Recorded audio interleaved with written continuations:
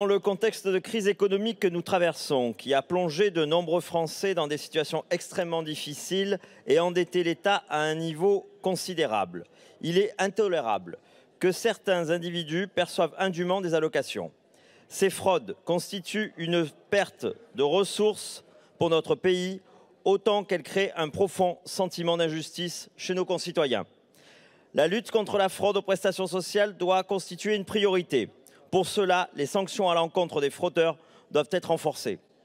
La délégation nationale à la lutte contre la fraude a d'ailleurs souligné que les minima sociaux, dont le RSA et le RSA majoré, demeurent les prestations les plus fraudées, mais que parallèlement, les organismes n'ont que peu de pouvoir de sanction pour y faire face.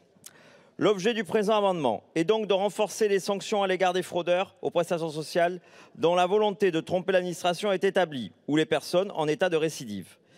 Il prévoit que des procédures à l'égard des personnes à qui des faits se rapportant à une fraude aux prestations sociales ne peuvent pas être abandonnées et qu'en l'absence de paiement de la pénalité dans un délai prévu, une contrainte soit systématiquement délivrée et une majoration des pénalités de 20% soit systématiquement appliquée.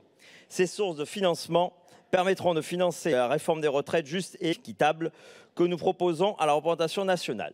N'oublions pas que détourner la solidarité nationale revient à détourner l'argent des Français qui travaillent dur et qui se lèvent tôt, qui sont le plus souvent les plus modestes d'entre nous.